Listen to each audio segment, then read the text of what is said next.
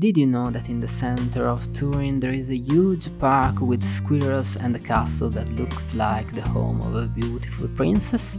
Okay, let's talk about it, but before, hi, I'm Lawrence and I'm here to tell you many stories around the world from my human point of view. Before starting, help me to grow this project, snap me a like and subscribe. Okay, let's get back to us. After last week's nice walk through the center of Turin, today it's time for us to visit another wonderful area of the city. I'm talking about Parco del Valentino, the most important public park in Turin, full of incredible surprises that you don't expect. But let's proceed step by step. Our journey today begins here at the Fountain of the 12 Months, a famous fountain built in 1898 and whose statues represent the 12 months and the 4 rivers of Turin, Stura, Po, Dora and Sangone. An ancient myth tells that this is the place where the chariot of Helios, the god of the sun, fell into Po, guided by the inexperienced hands of Phaetonte, the son of the god. I told you, many places in Turin have great legends. Not far from the fountain near the river we have another surprise, the medieval village. This is one of my favorite places in Turin. It's a reproduction of a medieval feudal village and it seems real but it's fake. It was built in 1884 on the occasion of the Italian art exhibition and was built to look real. There are also some small shops that sell typical products, trinkets for nerds like me, and even historical clothes for re-enhancements. It's so cool. Every time I take a walk here I feel like I'm in a fantasy book and I always hope to meet a gleeman that tells stories and sings songs. I love this vibe. But the fairy tales aren't finished. For instance, here we are the Frog Prince, and here a distressed fisherman, and of course the famous lamppost in love. How cute!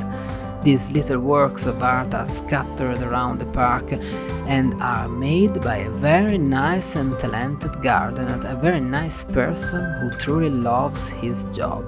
The park also has small rivers running through the little hills and of course I always spend hours looking at the water. It's so relaxing, you know. And in all this, some very special creatures hop here and there. We are talking about squirrels, of course.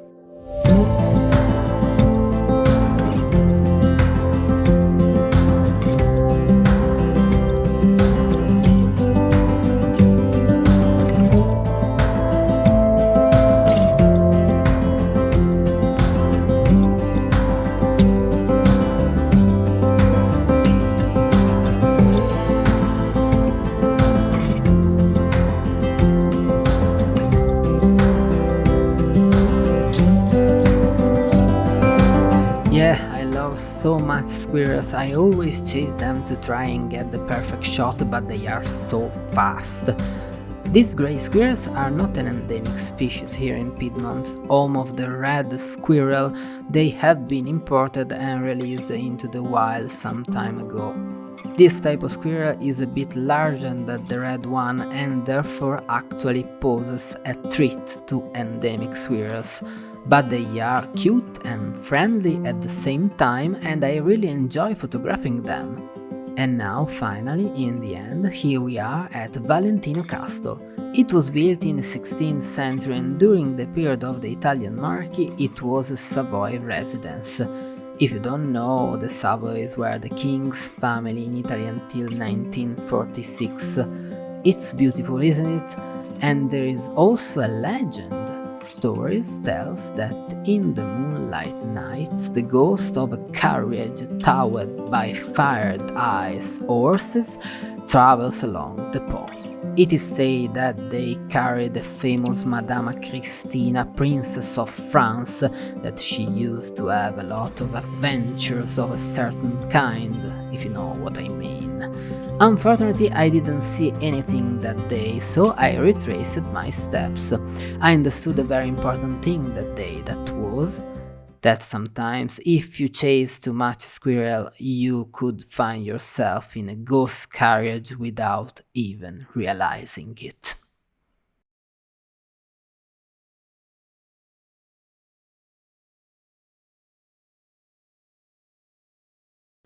Hello guys, thanks for watching and welcome to the end card. I'm sorry if the audio is a bit different, it's because I changed the place where I usually record.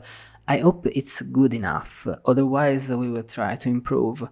I love so much the parks of Turin for the water, the squirrels and the nature of course. Next week another beautiful park is coming, I hope you will enjoy. In the meantime, cheers!